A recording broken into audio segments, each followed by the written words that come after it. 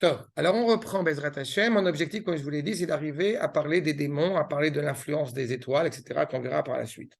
Mais comme on avait expliqué, quand on avait expliqué sur l'essence même de la providence, c'est pas, c'était le chapitre d'avant, on avait expliqué qu'il y a deux manières clairement d'observer la réalité. Une manière qui nous apparaît à nous active et une manière qui nous apparaît seulement au niveau de l'observance. Mais en aucune manière, j'ai envie de dire, en aucune manière, Akadosh Baruch Hu est absent. Pas. Maintenant, on va aborder un sujet supplémentaire. Donc, même quand il y a le miracle, c'est une intrusion directe, n'est-ce pas, du Créateur visible, j'ai envie de dire, pour la créature. Mais là encore, puisqu'on s'approche de Hanouka, c'est toujours bien de l'avoir en tête. Quand on parle de la petite fiole d'huile, comme rappelle Rabbi Tzadok de Lublin notamment, eh bien, l'essence même de Hanouka, l'essence même du miracle de Hanouka, c'est évidemment la victoire nationale. Et la petite fiole d'huile n'est louée, n'est choyée, n'est agréable qu'aux yeux d'Akadosh Baruch Hu uniquement. Parce qu'éventuellement, peut-être certains n'ont pas vu qu'il y avait eu un miracle à ce moment-là. On connaît ce genre de réalité malheureusement totalement ingrate. Quand à Israël, une petite poignée d'hommes ont vaincu quelques milliers de Grecs professionnels armés jusqu'aux dents, enfin jusqu'aux dents des éléphants, eh bien, on gagne. Non, mais c'était normal. C'était une stratégie, c'était un truc. Yehuda avait beau être un stratagème exceptionnel, il n'empêche que la présence d'Akadosh Baruch Hu, eh bien, était inévitable et présente. D'ailleurs, on le dira dans la Tefila, Ken kamta et tikmatenu, rafta et rivenu. C'est toi qui mènes la vengeance, c'est toi qui mènes la guerre à Akadosh Baruch Hu, et on a le privilège de pouvoir vivre aujourd'hui ces événements. D'accord? Mais, donc on va essayer de voir ensemble, justement, quand on veut comprendre clairement eh bien, la manière dont s'exprime justement cette Ashgacha, nous dit le Rav. Seder Adon Baruchu. Sider Adon Baruchu. Il y a un ordre, il y a une cohérence. Et je répète toujours, qui nous est compris ou qui ne nous est pas compris. Mais on ne peut pas dire que le monde n'a pas d'ordre. Il a une cohérence, il a un ordre de la nature, et même cet ordre de la nature, il est choisi, organisé, orienté par Akadosh Baruch Hu. Ça, c'est une donnée. D'accord? Chez Anagat Olamo Kula, Ben Mashele Mishpat Amaasim Shel Bnei Abechira, tout ce qui est généré dans le monde, de la petite fourmi jusqu'aux choses les plus infinies, tout cela, encore une fois, que ça relève, quand il dit Mishpat Amaasim Shel Bnei Abechira, c'est qu'on parle des hommes. Entre ce que les hommes ont le libre arbitre d'agir ou de ne pas agir, ou ben emashera, ou il est itchadesh be'olam, ou beriotav, ou tout ce qu'il est cohérent de renouveler au quotidien de manière constante, le soleil qui va continuer à luire tous les matins, tout cela, yaseh keseder be'inya ke'ein malchut aretz. Tout cela est généré et géré et dirigé par, on pourrait considérer comme le roi sur terre. Je tiens à mettre une réserve. À chaque fois qu'on fait des parallélismes entre un roi de chair et de sang et Akadosh Baruch Hu, il faut toujours avoir en tête qu'il y a une limite à cette allégorie. D'accord? C'est uniquement dans la manière de gérer, pas l'essence même de gérer. Le roi, quel qu'il soit, de chair et de sang, à un moment donné, il meurt. N'est-ce pas? Donc sa politique, donc sa manière de gérer, de toute façon, elle va évoluer, elle va changer. Ce paramètre-là n'a pas lieu d'être chez Akadosh Baruch Hu. Tout cela est déjà anticipé. Tout cela est déjà réfléchi, encore une fois, à l'échelle absolue, bien avant la créature, bien avant l'émergence de la créature. Vechen amrou, malchuta de rekia, ken malchuta de hara. Ainsi qu'il est enseigné dans la Gemara, le royaume céleste, c'est comme le royaume terrestre. Il y a des similitudes. Et j'ai dit pourtant, il y a une nuance. Puisqu'à Akadosh Baruch Hu, il peut réellement tout faire. Un roi de chair et de sang, il ne peut pas toujours faire tout ce qu'il veut. À l'échelle actuelle, c'est évident. On voit que le président américain, il a toujours des comptes à rendre. Et même avant, si on parle du pharaon égyptien, il est contingent avec les serviteurs qui sont autour de lui, qui, quand Akadosh Baruch Hu endurcit son cœur, il ne peut pas écouter le peuple, etc. Donc, il y a des applications. En ce qui concerne Akadosh Baruch Hu, cela n'est pas du tout, évidemment, concevable. Mais alors, dans ce cas-là, comment est-ce qu'on peut dire que le royaume divin, le royaume céleste, est l'équivalent, en tout cas, il y a une similitude avec le royaume terrestre? Réponse, elle est dans la Beracha. Baruch ata Hashem Eloheinu melech haolam, asher kideshanu bemitzvotav. Ce sont ces mitzvot, S-E-S. Ça veut dire quoi? Ça veut dire que Akadosh Baruch Hu met les tefilin. Ça veut dire que Akadosh Baruch Hu mange kasher. Ça veut dire que Akadosh Baruch Hu met le talit sur la tête. Et je ne rigole pas. J'adore. C'est vrai? Ça veut dire que Akadosh Baruch Hu, il s'est créé des mitzvot que lui-même s'engage à accomplir. C'est vrai? C'est logique. Ne me demandez pas s'il a... Ne me demandez pas s'il a vraiment un talit sur la tête. Mais il n'empêche que c'est ce qui nous est indiqué chez les Rachamim. Donc, les émotions du talit, quand on parle de Moshe Rabbeinu qui a vu les nœuds, n'est-ce pas, sur la nuque. Ça fait partie de son essence. Attention. D'accord, je me roule. Fais attention. Fais attention. Fais attention. Fais attention. Il est certain que ce qui m'a toujours beaucoup fait rire, c'est que les gens s'interrogent sur les tefilines, sur la nuque d'Akadosh Baruch Hu. Mais personne ne s'interroge sur la nuque d'Akadosh Baruch Hu. C'est ça? Tout le monde sait qu'Akadosh Baruch Hu, il est algérien, il a des péotes, c'est évident. Mais plus sérieusement, c'est ça qui est indiqué ici. Ça veut dire qu'il est évident qu'Akadosh Baruch Hu n'a aucune obligation, a tous les droits et pas de devoirs. Mais s'il s'est mis dans cette situation de devoir, c'est justement, encore une fois, dans sa manière de se révéler auprès de la créature.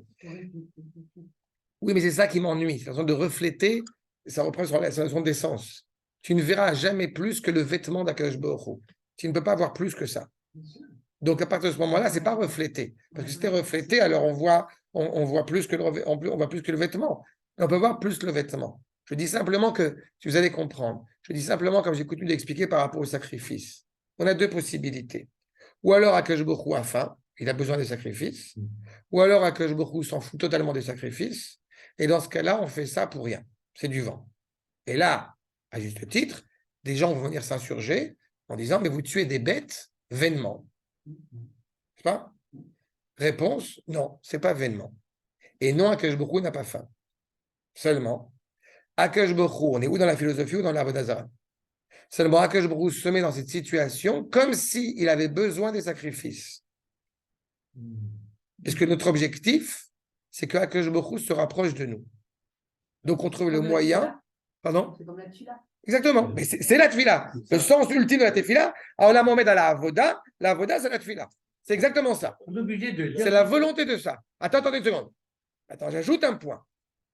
Si notre objectif est de nous rapprocher d'Akadosh Baruch Hu, que Akadosh Baruch Hu se rapproche de nous par le biais de ce culte, de ce travail sacerdotal, de ce travail cultuel qu'on va apporter, pourquoi est-ce si important d'amener des animaux qui soient propres à la consommation? On comprend.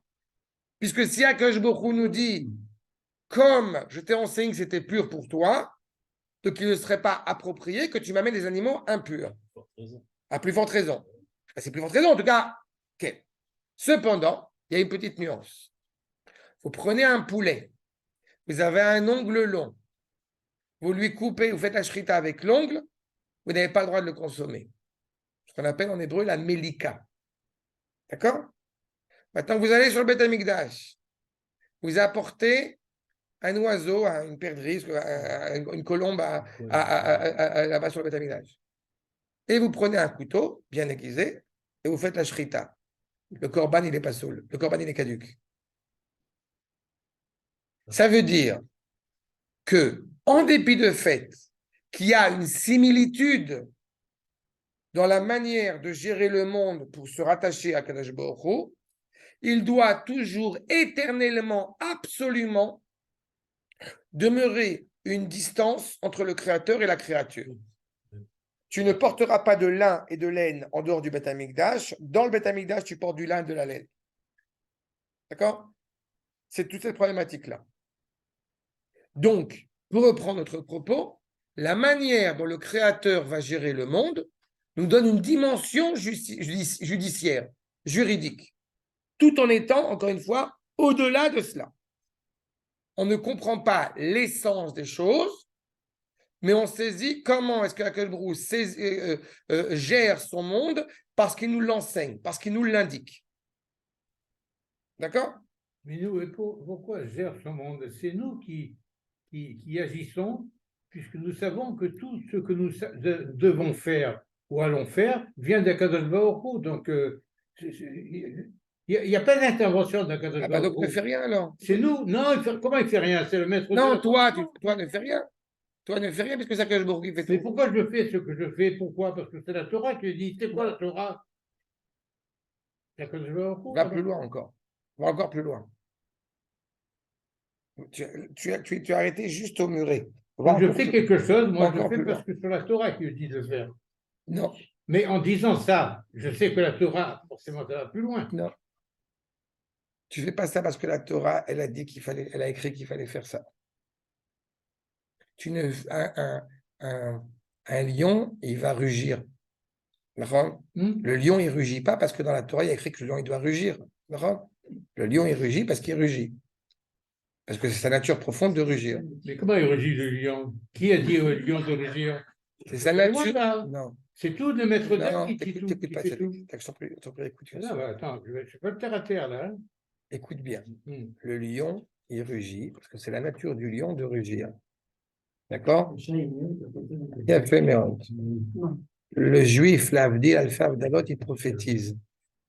C'est-à-dire, il prophétise parce qu'il a été créé pour ça, par ça, dans ça. Ce n'est pas exact quand tu dis je fais ça parce que la Torah elle a écrit. Je fais ça parce que je suis écrit.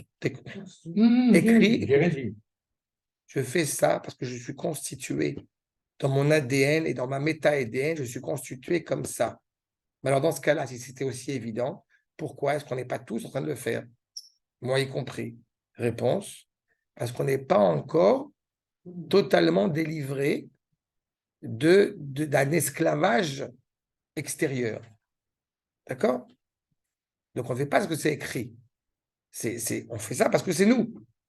Parce que c'est là, par contre, l'image de reflet que tu as évoqué, c'est tout à fait juste. Comme j'aime à le dire, quand on se voit dans le miroir, on ne se voit pas dans le miroir. On se voit tel qu'on s'imagine dans le miroir. N'est-ce pas? Alors qu'en fait, il faudrait se voir de manière vraie et authentique. Et pour cela, on n'arrive pas à se voir, si ce n'est par la dimension hétéronomique du don de la Torah. Grâce au don de la Torah, on sait réellement qui nous sommes. Sans ça, eh bien, on l'ignore. Eh oui. D'accord? Donc, c'est pas j'ai une carte de membre et j'applique ce que la Torah elle me dit. La Torah n'est pas un livre de halakha. La Torah est là pour nous, justement, nous expliquer, nous expliciter, et on a besoin des Chachaim évidemment, le fondement même, justement, de cette identité. Et comme, encore une fois, on n'est pas toujours en raccord avec cette identité, donc, cela demande, et je reprends mon expression, cela demande un jugement, une rejaugisation. Je sais que ce n'est pas très français. On rejauge, on rééquilibre. D'accord? Écoute, corrige ça, répare ça, viens ça. On raconte que le Harizal, entre parenthèses, il suffisait qu'il regarde la personne, il savait exactement ce qu'elle avait à corriger. D'accord? Quelqu'un, il est, il a le teint jaune. Ah, on va vérifier le foie. Je n'ai pas le teint jaune, déjà. Ah. D'accord? Donc c'est ça. Aïnou. Justement, vous avez un palais de justice pour organiser la société. Akadosh Baruch Hu, lui aussi, il a un ministère. Imkol dachehem vechokotehem. Avec des lois. Avec des lois, des règles, des formulations. Veze, kine. Sider bate dinim shonim. Shel nimtsaim ruchaniyim. Donc, on a un palais de justice céleste, spirituel. Entre parenthèses, je vous rappelle aussi que les juges, traditionnellement, sont appelés Elohim. Ce n'est pas un hasard. Non, je ne vais pas parler de Bagatz, rassure-toi. Je parle des juges. Les juges à l'époque. Les vrais juges. D'accord? C'est Comprends bien ce que ça implique. Ça implique que si jamais un juge, la Cour suprême. comprends bien ce que ça implique. C'est que si un juge condamne eh bien, quelqu'un à mort et il s'avère qu'il il n'avait pas à être condamné, c'est lui qui est condamné. On ne délivre pas un jugement aussi facile. Parce que justement, comme j'ai déjà souvent évoqué à cette même table, il y a un lien intangible, un lien indubitable entre la notion de légitimité et de légalité. Et comme, hélas, on vit dans des sociétés où ce sont deux choses distinctes, donc automatiquement, ça engrange un certain nombre de problèmes. J'ai entendu d'ailleurs, il y a même pas un an que j'ai entendu ça, et ça a beaucoup fait rire. Le ministre de la Justice en France, Dupond-Moretti, en France, c'est comme ça qu'il s'appelle, qui a dit clairement que si tel comportement est moral ou non, on s'en fiche. Ce qui nous importe, c'est est-ce qu'il est légal ou non. Oui. Vous voyez? Là, le Bed-Din qu'on est en train d'évoquer, c'est d'abord et avant tout un Bed-Din divin. Il y a une providence divine, il y a un jugement qui est mis en place à l'égard de la création tout entière, et pas forcément négatif, pas forcément dans un objectif dévastateur. Mais il y a un sens au monde, à la création, à ce qu'elle doit être et comment est-ce qu'elle doit se comporter, à la fois au niveau individuel qu'au niveau global, au niveau, surtout, d'abord et avant tout, au niveau général. D'accord? Bemadrigot yeduot ou besdarim yedouim. D'accord? C'est comme si, justement, dans un palais de justice, il y a un ordre. D'accord? Le parallélisme ici est très important. Vous avez un juge, vous avez un avocat. N'est-ce pas? Et puis, pardon? Non, oui, non, c'est pas dans le sens que je veux dire. Imaginons pendant une seule seconde que l'avocat décide qu'il fait office de juge. Vous comprenez que c'est un problème? On est d'accord? Non, mais c'est un problème. Oui. Oui, parce qu'il ne peut pas être à la fois l'avocat et le juge. D'accord? J'ai pris ça à titre d'exemple. Quand je suis des gens à la conversion, je prépare des gens à la conversion, j'ai toujours dit aux gens candidats, je ne suis pas Dayan. Quand j'arrive, je soutiens, j'accompagne le candidat, mais il y a des Dayanim. Les Dayanim, ce sont les Talmidei Chachamim, c'est eux qui décident si oui ou non. Moi, je fais ce que j'ai à faire, j'aide, etc., mais je ne vais pas prendre le rôle des Dayanim. C'est ce qu'il te dit quand il nous dit Bemadrigot yeduot ou bisdarim yedouim, il y a un ordre. Pas tout le monde. Je ne connais pas suffisamment le système judiciaire en Israël à l'heure actuelle. Je connais les grandes lignes, mais je n'ai pas l'impression de ça. Mais de la même manière que dans le Sanhedrin, vous avez, je ne sais pas, vous avez justement, vous avez des grands maîtres, et puis vous avez les gens qui sont un petit peu plus jeunes, un peu plus. Chacun doit connaître sa place. D'accord? Quand j'étais à l'enterrement la semaine dernière du Rav Mordechai, il y avait le grand Rav d'Israël qui est venu, enfin les deux grands rabbins d'Israël qui sont venus et qui ont fait les élégies funèbres, et chacun a sa place. C'est pas je vais monter, laissez-moi, je veux parler, alors qu'il y a les grands rabbins qui sont présents devant. Il y a un ordre, il y a une hiérarchie, si je puis dire. Shelifnehem, Yahu, Kol Ha'inyanim Areuim Leishafet.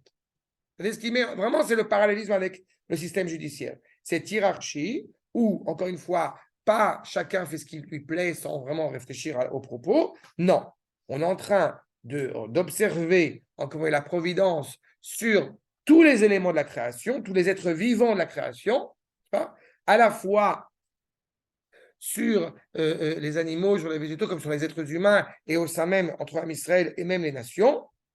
Et on observe la justesse de la création, à quel point elle est en cohérence avec le projet du juge suprême. Ou Bexaratam, Yakumu Koladvarim. En fonction de ce qu'ils vont décréter, c'est comme ça que les choses vont se mettre en place et avancer et se construire. Ainsi qu'il est dit que Moshe Amar Daniel, Bexerat Irin, Pitgame. C'est-à-dire que, en réalité, tout est fixé selon donc ces anges tutélaires, les ministres du Créateur, qui vont décider de détruire ou de construire. D'accord? Tout ce qui se passe dans la création. Ça vous va comme conclusion? C'est bien, parce que moi, ça ne me va pas. C'est la conclusion. C'est pas la conclusion encore. Mais est-ce que ça vous va comme conception ou non? Donc on est foutu. Non. Sont sous les ordres Ça peut d'Akadosh pas être les Baruch Hu. anges qui décident. Bien fait! Ça veut dire que non seulement, quand on parle des anges tutélaires, ce sont des créatures célestes qui ne peuvent pas aller contre la valeur du projet divin, c'est-à-dire que ce ne sont pas des êtres indépendants, déconnectés du Créateur, c'est des êtres qui n'ont de souhait et qui n'ont de valeur, qui n'ont de création et qui n'ont que d'existence que pour servir le Créateur et que pour servir la vérité du Créateur. C'est-à-dire que selon le prisme de la vérité que tu as façonné ce monde, est-ce que ce qui se passe, entre guillemets, en bas, est en cohérence avec ce que tu as fixé en haut? Première problématique. Ça veut dire, et je le dis dès maintenant, je vous mets ça dans l'oreille derrière, qu'est-ce qui se passe avec le Satan? En français, le Satan, c'est un S majuscule. Dans toutes les langues quasiment que je connais, c'est un S majuscule. En hébreu, c'est un S minuscule, c'est pas deux S. Mais moi aussi, quand j'écris sur le minuscule. Il est là pour vérifier si on est en cohérence avec le projet divin au moment où la vérité divine se fait jour. C'est ça que ça veut dire. Et ça peut être dangereux. On va y revenir à ça. Mais on entend bien de ce que je suis en train de soulever maintenant qu'en aucune manière, celui qu'on appelle un malach hamastin, cet ange qui est là pour diaboliser un petit peu la réalité, serait une réalité indépendante qui se tiendrait parallèle, qui se tiendrait en face d'Akadosh Baruch Hu. Exactement. J'ajoute un deuxième point. Est-ce qu'on peut changer un décret divin qui peut s'avérer dramatique, qui peut s'avérer terrible? La réponse est oui. Sadik Gozer, Akadosh Baruch Hu Mekayem. Non, mais je vais même plus loin que ça. Parce que la tchouva, c'est évident. J'ai plus loin que ça. Si on parle d'un décret terrible qui s'abat, un décret de justice, qui s'abat sur Am Israël, qui n'arrive pas encore à arriver à la quintessence de ce qu'il doit arriver, n'est-ce pas? Eh bien, il n'empêche qu'un sadique, par sa grandeur, peut arriver à estomper, adoucir ce décret, voire même l'abroger, voire même l'annuler. D'accord? Mais des autres côtés pour l'instant, parce qu'on va y revenir. Exactement. C'est un très bon exemple. Mordechai et Moshe, non? Mais on va y arriver. Mais vous comprenez comment ça se passe dans l'histoire? Ça veut dire qu'on est clairement à la fois avant ce décret divin qui peut s'avérer terrible et aussi après. N'imaginez pas une seule seconde que la providence divine, elle a changé, elle a évolué ou elle s'est rétractée. Non. Kengi. Mais ce n'est pas difficile, c'est impensable à comprendre. Ce n'est pas difficile, c'est impensable à comprendre. Je n'ai pas dit impossible, j'ai dit impensable. Pourquoi impensable? Parce que ça ne relève pas de la raison humaine. D'accord? Hachem, on l'avait étudié à une époque, c'est 13 attributs de miséricorde divine. Hachem, El Rachum, Vechanoun, etc. On te dit Hachem 2 fois. Pourquoi le nom d'Akadosh Baruch Hu 2 fois? On te dit Hachem avant la faute, Hachem après la faute. Akadosh Baruch Hu ne bouge pas, il est immuable. Et avec cela, il est en permanence dynamique.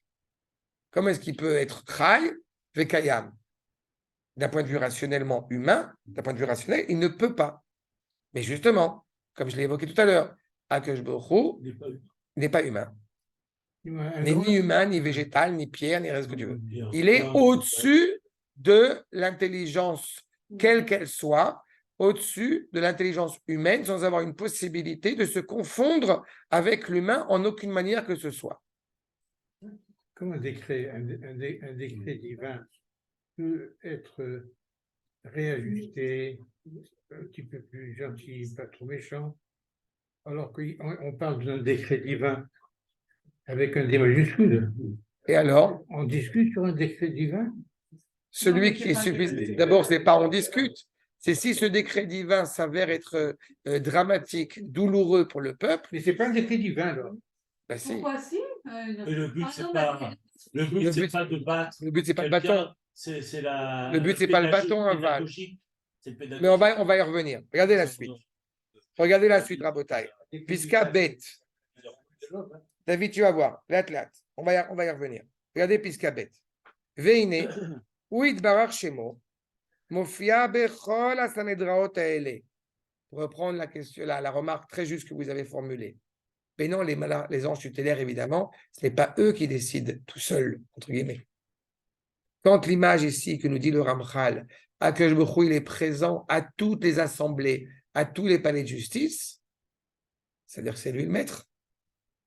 Et ce n'est pas le maître pour dire je suis un dictateur, faites ce que je veux. Non, c'est le maître pour vérifier que tout se passe au mieux selon l'ordre, la vérité divine. Umashpia, bam, c'est lui qui oriente.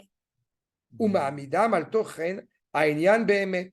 Et donc, il est en cohérence avec le sens ultime de cette vérité. Chez Yatsa, Amishpat, Lamito, pour que le jugement sorte réellement, authentiquement vrai. Je vais rajouter ce que tu as demandé sur le décret divin, un point pour que tu comprennes bien sur ce point.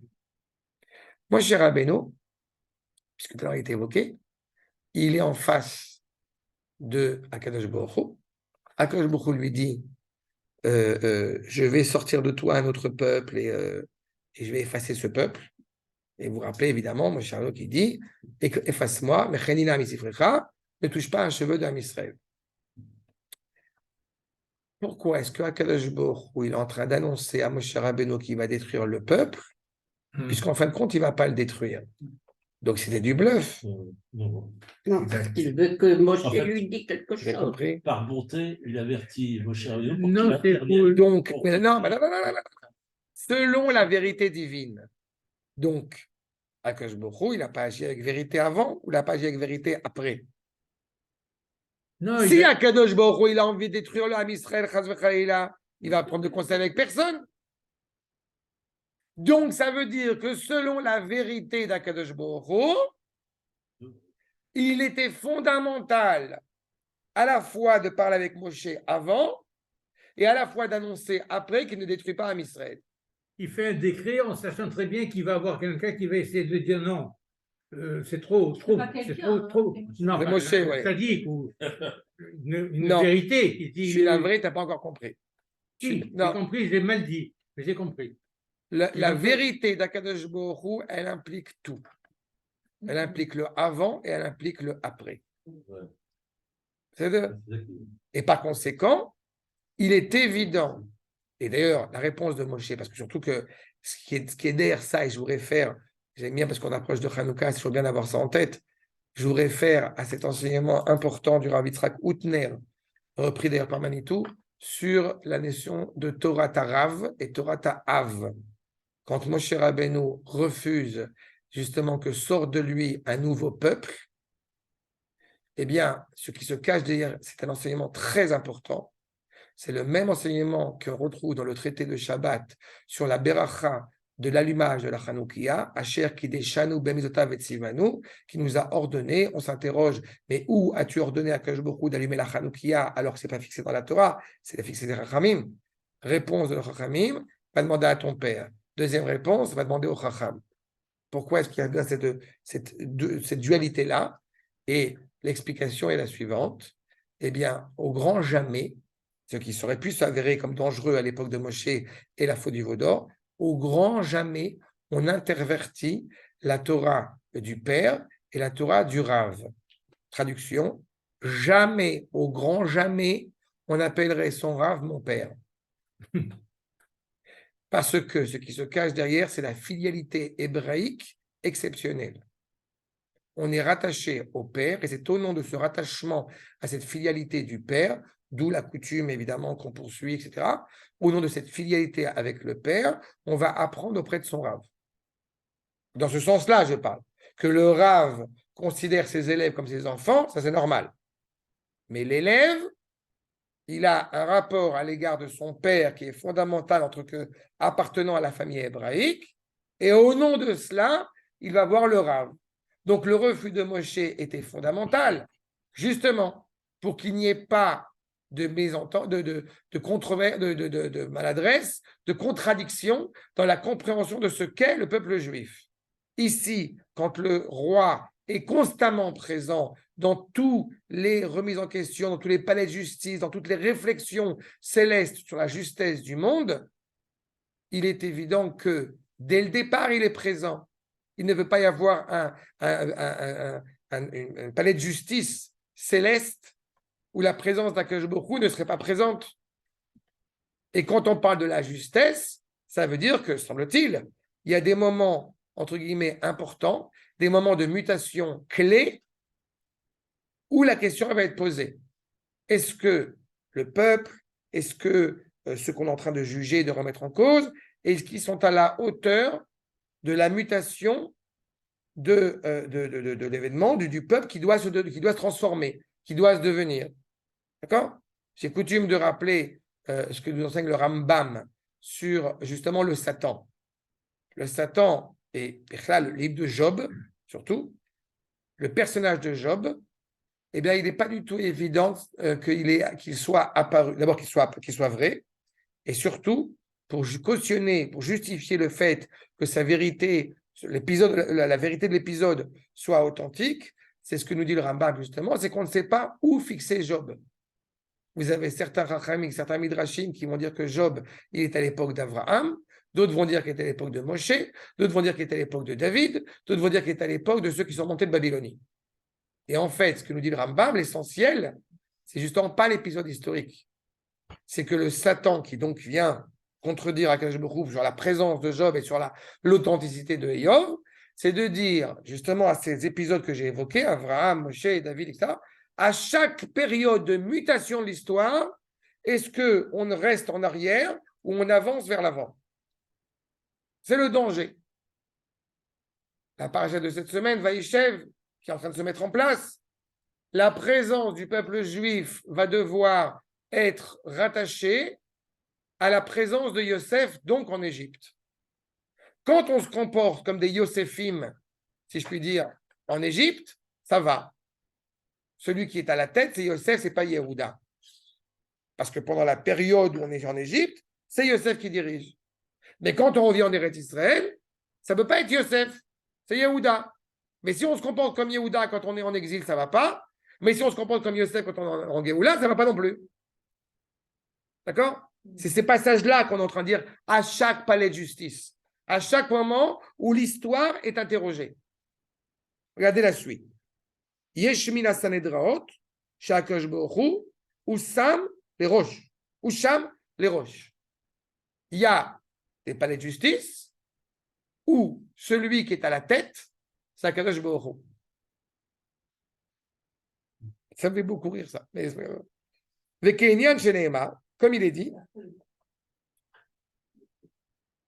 Raïti, vous savez? C'est là? Vekenyan Sheneema, Raïti et Hashem, Yoshev al Kiso, Vechol Tzava Shemaim, Omed Alav, Mimeno ou Mismolo. Comme il est inscrit dans le livre de Melachim, Akash Baruch Hu, il est assis sur son siège, sur son trône, et toutes les armées célestes sont à sa gauche comme à sa droite. Pourquoi c'est gauche et droite? Vous savez ça. Vous savez? Il a fait. Chesed. Okay. D'accord? Là encore, si on invoque le fait qu'il soit à sa gauche et à sa droite, ce n'est pas pour nous décrire une réalité sympathique pastorale. C'est pour nous dire que dans le jugement qui va être mis en place, de la même manière que sur un jugement terrestre, si sur une personne qui doit être condamnée, condamnée à mort, vous avez tous les gens qui sont présents, tous les jurés disent il doit mourir, il ne peut pas mourir. Quand je dis il ne peut pas, c'est pas genre je me porte volontaire, c'est bon, je vais dire qu'il ne peut pas mourir pour qu'il meure. Non, non, on doit avoir un point, une étincelle de dire il serait justifié qu'il ne meure pas. C'est qu'il doit avoir une évocation aussi de chesed.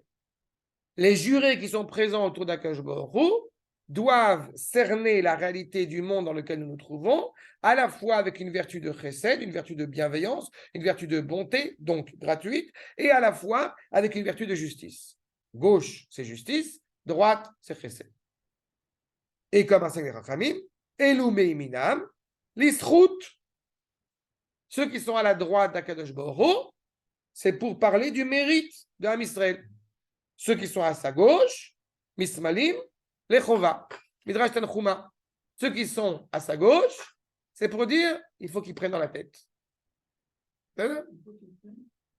Il faut qu'ils prennent.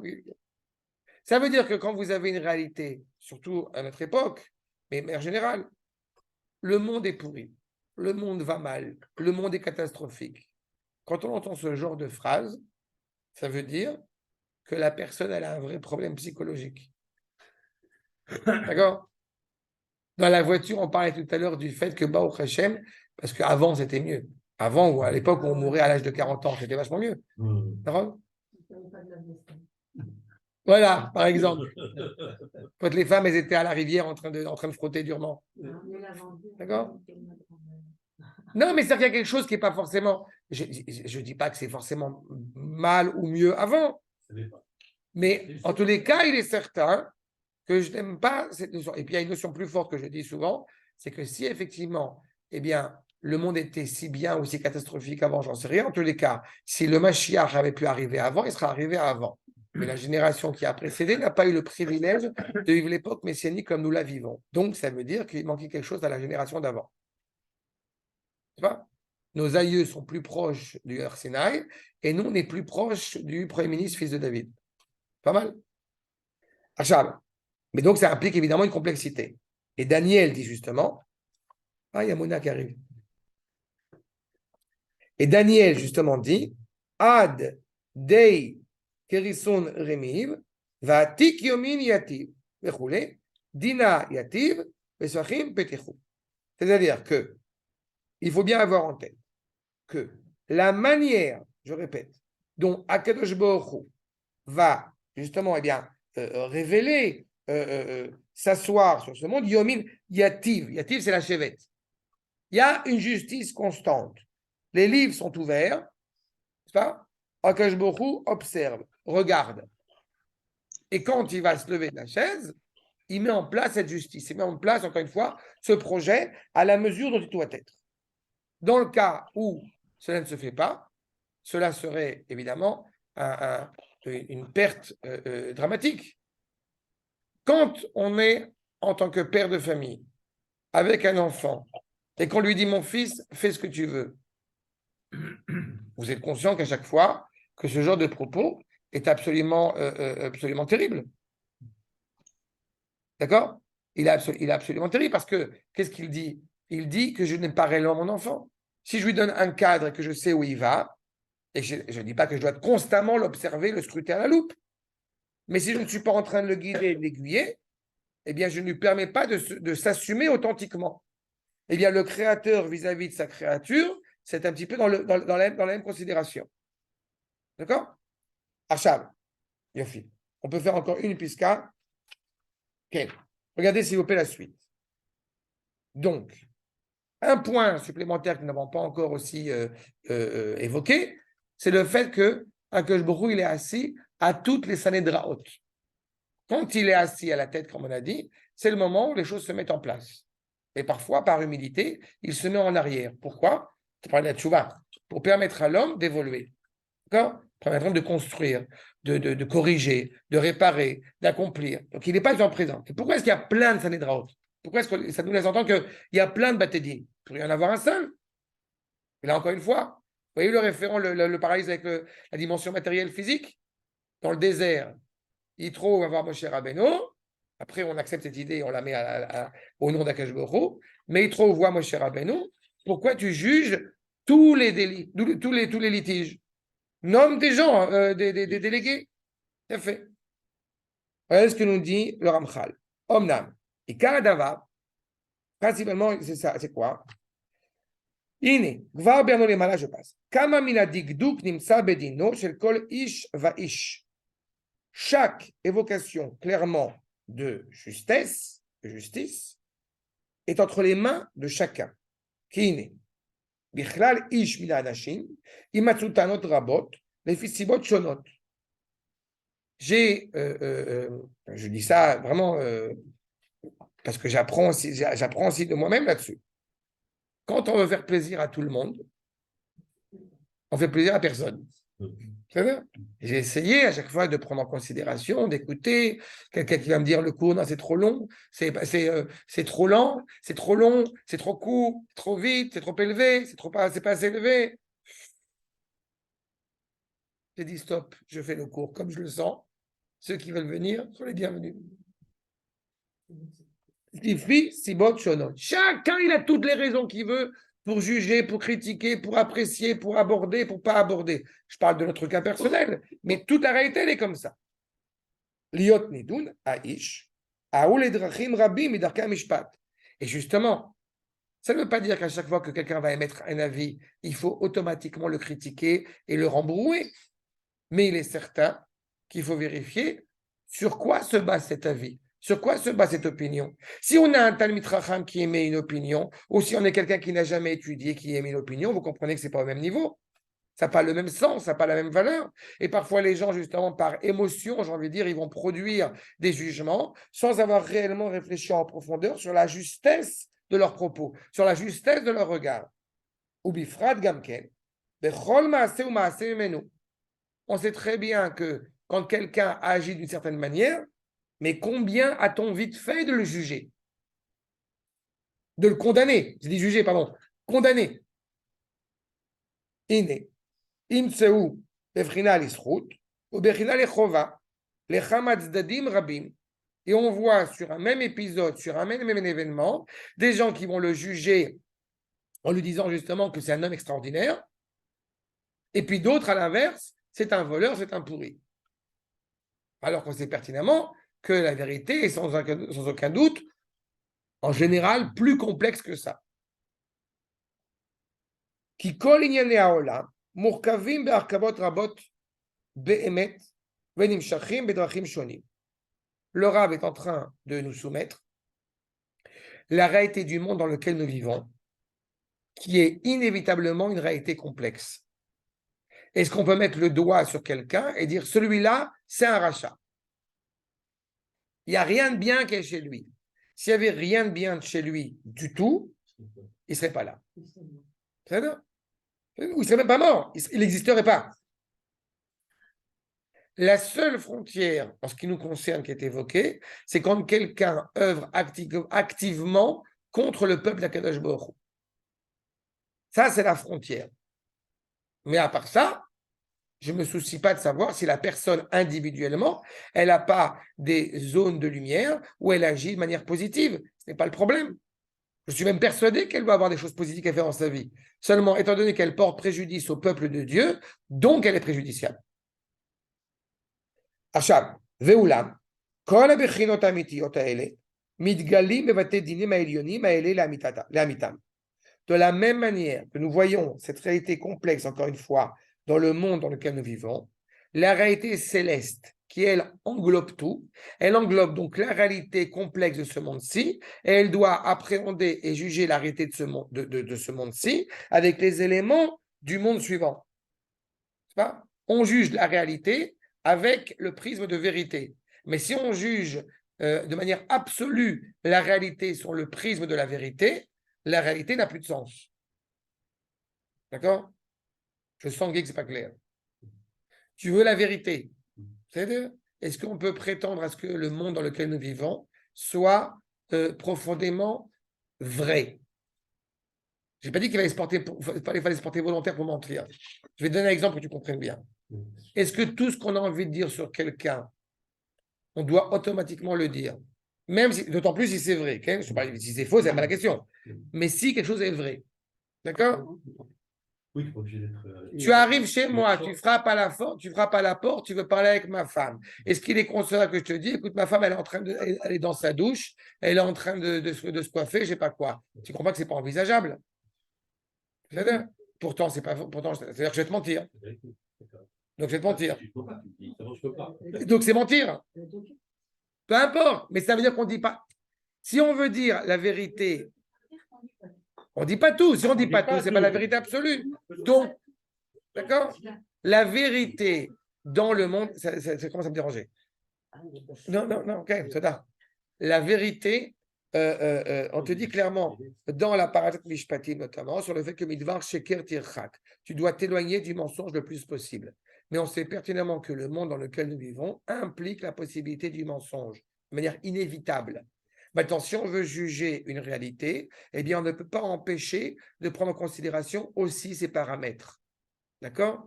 La justice, d'un point de vue hébraïque, elle n'est pas stérile. Elle doit prendre en considération, sans s'y attacher, sans y dépendre, sans y être esclave, mais doit prendre en considération la réalité du monde dans lequel nous vivons. Tu vas aller demander, est-ce que mon poulet, il est cachère? Et le rav, il va te dire, oui, c'est cachère. Une autre personne va venir avec quasiment le même poulet, il va te dire, est-ce que le poulet, il est cachère? Et le rav, il va dire, non. Alors, le poulet, il est cachère ou il n'est pas cachère? D'un point de vue de la vérité, ou il est cachère ou il n'est pas cachère? Et le rav, il va dire, exactement. On connaît l'histoire. C'est ça que ça veut dire. Donc, on doit prendre en considération la personne qui est en face pour savoir quelle va être l'appréhension, quel va être le jugement qu'on va lui délivrer.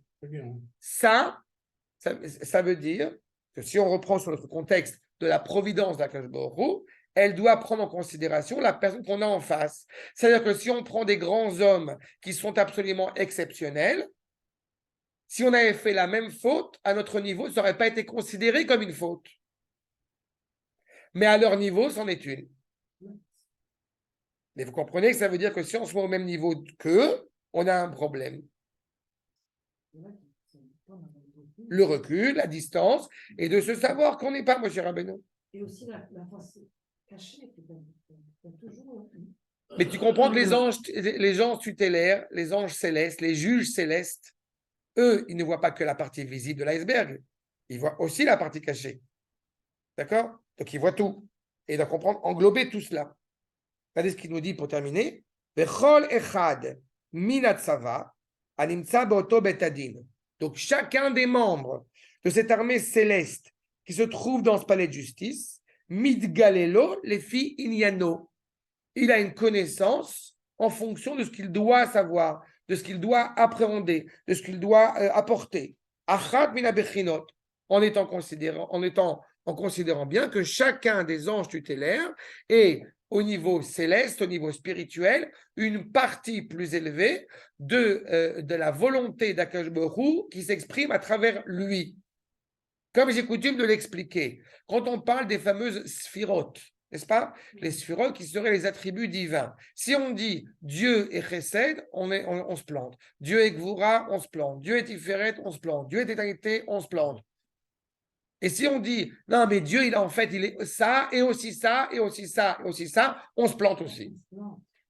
Quand est-ce qu'on ne se plante pas? Quand on est conscient que Akadosh Baruch Hu, il est tout ça, mais dans une unité absolue. Et c'est à notre niveau, à nous, en tant que créatures, que nous allons gérer une dimension. Mais c'est un petit détail de l'expression de la volonté d'Akadosh Baruch Hu. Et donc, je reprends pour tout à l'heure la remarque de Guy, pourquoi c'est effectivement impensable de le comprendre réellement, c'est parce qu'il nous est profondément difficile de cerner que Akadosh Baruch Hu, il est à la fois Chesed et à la fois Gvura. Et pourtant, il l'est. Et ce ne sont pas deux réalités distinctes. C'est Avraham et Yitzhak avec le même visage. Non, c'est plus que ça encore. Quand tu dis l'un ne peut pas être sans l'autre, c'est que tu impliques qu'il y a deux réalités distinctes qui sont réunies, qui se complémentarisent l'une avec l'autre. Alors, on prend. Non. Ce que je veux dire, c'est que le recette ne peut pas exister si la Gvura n'existe pas. Oui, mais ça veut dire que tu dis que le chesed et la Gvura se complètent. Ils sont interactifs. Ils sont un. Non, ils sont un. Ce n'est pas interdépendant. C'est vrai que c'est plus que ça encore. Ils sont un. Mettre à notre niveau ce qui se passe là. Ça, c'est une souris. C'est-à-dire, ça, c'est une souris. Non, c'est une souris. Et pour des raisons multiples, c'est une souris, mais c'est aussi une table. C'est pas une souris et c'est aussi une table. Ça, c'est en même temps une souris et en même temps une table. D'accord? Haché, ben kulam, mitgalot abechinot kulam. Tu vois? Ben kulam, entre tous ces différents éléments que nous gérons à notre niveau à nous, se révèlent toutes les réalités. Kulam, lo nichra davar. Rien ne peut, encore une fois, disparaître de ces différents éléments parce que l'objectif, c'est que la vérité se mette en place. La vérité divine, donc la providence d'Akadosh Baruch Hu, selon le prisme de la vérité de son projet, qu'il soit complètement réalisé dans le projet qu'il a mis en place. Ve'az, Ishakel ha'inyan, lefi kol ha'bechinot ha'amitiyot hahem. Tout cela, c'est la vérité divine. Comme j'aime à le dire, il n'y a pas plusieurs vérités, il y a une vérité, avec des facettes distinctes, mais il n'empêche que c'est la vérité. Ce n'est pas chacun a sa vérité. Chacun a une partie. Là, pour reprendre d'ailleurs ta remarque qui est juste, les séraphim ne sont pas les kérouvim. Il y a une partie des anges tutélaires qui vont dire Akadosh et les autres qui vont dire Baruchou. Transcendance et immanence. Et personne n'arrive à dire en même temps, dans la même phrase, transcendance et immanence. Sauf Am Israël. Akadosh, Baruchou. D'accord? Baruch, c'est proche. Akadosh, Nivdal, transcendance. Veitse Agzera, Kefi Anaot. Et le décret va sortir de manière justement cohérente. Oulam, Agmarazé. La finalité de tout ça, c'est quoi? Yasu Misheu Rosh Bebeit Adin Ahu. Même si le Akadosh Baruch Hu, il est à la tête, donc révélé, ou pas à la tête, en retrait, discret, de toute façon, quelle que soit la décision des juges célestes suprêmes, ils vont faire exclusivement la volonté de celui qui est à la tête, évidemment, c'est Akadosh Baruch Hu. Ve'im ou me'abate adin she'adon Baruch Hu rotse ve'yeshev sham la roche. Donc, quand il est assis au palais de justice, entre guillemets, à la tête, donc ça paraît évident. Ine, aval pishakol safou il est fanav. Même si tout est déjà connu de lui par avance, que tout est déjà décidé par avance, Yaniach l'école à Meshortim, Atzava chez les Fanav. Il va laisser son ministère justement réfléchir à la question pour, entre guillemets, vérifier si tout est laissé selon la vérité d'Akadosh Baruch Hu. Il y a une remarque qui me fait. Comment il fait pour vérifier ça? Alors, le projet est en place. J'ai souvent évoqué cela, qui m'amuse beaucoup, que je ne sais pas traduire autrement que comme je vais le traduire maintenant. Quand Akadosh Baruch Hu, il a créé l'homme avec ses mains, autant il a tout créé avec sa parole, mais on te dit que quand il a créé l'homme, il a créé Bemo Yadav. Et qu'est-ce qu'il a dit au moment où il a créé l'homme? Alvaï Sheyamod. Traduction bénitassienne, que Dieu fasse que ça marche. Akadosh Baruch Hu, il a dit que Dieu fasse que ça marche. Alvaï, je ne sais pas comment le traduire autrement. On espère, ça a marché. Comment il a fait, comme tu dis, pour effectivement vérifier que ça marche? C'est parce que le projet qu'il a fixé implique à l'échelle de la créature une contradiction, comment dirais-je, inévitable, paradoxale. La vérité et la réalité doivent être imbriquées l'un dans l'autre. Et ce n'est pas possible. Si la vérité est impliquée dans la réalité n'a plus de sens, elle ne peut pas avancer, elle ne peut pas se construire. Et si la réalité existe de manière totalement indépendante de la vérité, elle part en vrille. C'est pas ce qui se passe actuellement. Non, qu'est-ce que j'ai dit? Non, maman, je Dans les jugements, dans tout ce qui est jugé. Il y a un problème au niveau. Il y a un problème entre la vérité Non, et la non, réalité. non. Il y a une distorsion, c'est tout ce qu'on a expliqué, qui est une distorsion, une implication complexe dans le palais de justice terrestre aujourd'hui. Il n'empêche que ça s'inscrit dans un processus dans lequel on doit se battre, on doit s'insurger quand il doit s'insurger, mais cela nous mènera de toute façon vers cette reconnaissance de la vérité, de la réalité rattachée à la vérité. Ça prend du temps. Oui. D'accord? Est-ce que la métaphore action-réaction ne correspond pas? Non, parce que je veux que l'homme aide l'action. Je ne veux pas que la réaction n'arrive pas a posteriori. L'action ne peut pas agir sans la réaction. Non, mais je vais plus loin que ça. C'est une métaphore, je veux dire. Oui, mais tu comprends ce qui me gêne dans l'action-réaction. En fonction de l'action, il y a la réaction. Akadosh Baruch Hu, il te dit quoi? La réaction, elle anticipe l'action. Il est fondamental que l'homme puisse évoluer sur la réalité terrestre avec cette complexité pour arriver à son authenticité. Comme je l'ai dit au début, Akadosh Baruch Hu, entre guillemets, s'enferme dans sa réalité pour permettre à la créature de pouvoir se construire et évoluer. Tu as un enfant, tu as un fils et tu lui mets un cadre autour de lui et tu lui dis tu ne regardes ni à droite ni à gauche, eh bien, là, tu as tué l'enfant parce que tu l'empêches de se construire ses propres expériences. À l'inverse, enlève le cadre, tu l'as tué aussi. D'accord? Je termine. Dans les pensées, de faire un cadre. Mais oui, c'est Je le dis. Mais ce cadre-là, il doit prendre en considération la créature qui est en face. Il ne peut pas l'ignorer. Je termine. Afalpi, Shakol Safoui Lefanav, Yaniar les Kol HaMeshartim. Il va laisser donc tous ses serviteurs. Sheit Anu, Kefi Amit Galé, Lahem, Efrinot Aïnian Avaemet. Chacun va pouvoir s'exprimer librement, si je puis dire, avec sa conception, avec sa compréhension, pour permettre d'englober toute la réalité. Et c'est uniquement après que chacun des jurés, entre guillemets, s'est exprimé et a dit son aspect, son regard sur les choses, qu'on arrivera à un jugement authentique. Vaïgmor Adavar, Kefi Araoui. C'est-à-dire, maintenant, je vais te reprendre une remarque qui est très juste par rapport à ce que tu as souhaité sur la justice terrestre. Le problème, il est le suivant. On a un problème connu aujourd'hui dans le système judiciaire en Israël. Oui. D'accord? Il y a fait dans le palais de justice suprême, Bagatz, en Israël. Ça suffit que tout le monde est de gauche, il faut changer la donne. Mais où l'est? Le problème, c'est que, est-ce qu'on peut arriver à avoir un jugement qui soit ni de gauche ni de droite? Je crois que c'est très compliqué. Mais surtout, on ne va pas répondre au problème en mettant d'Afka, même si je pense que ça peut être une bonne chose pour équilibrer un peu les choses. Mais on ne va pas sauver le problème en mettant uniquement des jurés qui vont être de droite. Vous comprenez la problématique? Il faut qu'il y ait un certain équilibre pour... Exactement. Oui, Et je trouve... Exactement. Et ce n'est pas du tout lié à gauche ou à droite, mais qu'il y ait une cohérence. Après, on décide au niveau de la loi qui va décider, oui, le peuple juif a une priorité, est une priorité, oui, je sais quoi d'autre.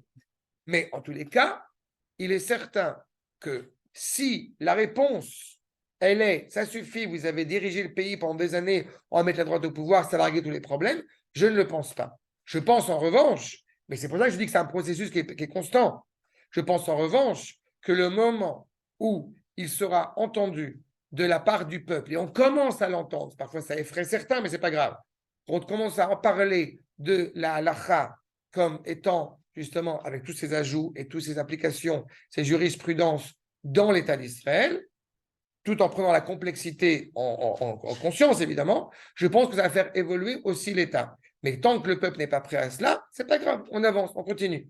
Mais c'est ça qu'il faut entendre. C'est pas qu'il n'y a pas de justice, c'est pas qu'il n'y a pas de jugement, c'est pas qu'on ferme le palais de justice, c'est qu'il y a eu une période comme cela, il faut évoluer dans une certaine dimension, mais c'est pas la finalité. On n'a pas fini encore.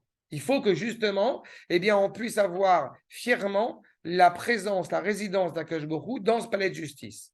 Je vais vous donner un scoop, c'est pas pour demain. Oui, tu n'as pas répondu, mais je dis, mais c'est. Attends, tous les 4 ans, là, ça va changer. Non, c'est pareil avec les 4 ans, c'est lié à beaucoup plus que ça. C'est lié à beaucoup plus Là, que ça. tu vois pas les changements qu'il y a? C'est lié à beaucoup plus loin que C'est ça. pas un changement qu'il y a. On Oui, voit mais ça pas suffit de pas. vérité. C'est pas ça. Non, Dans 4 ans, ça va être différent. Ils vont tous se annulés. c'est pas la vérité de Sadiq. Pas la vérité, mais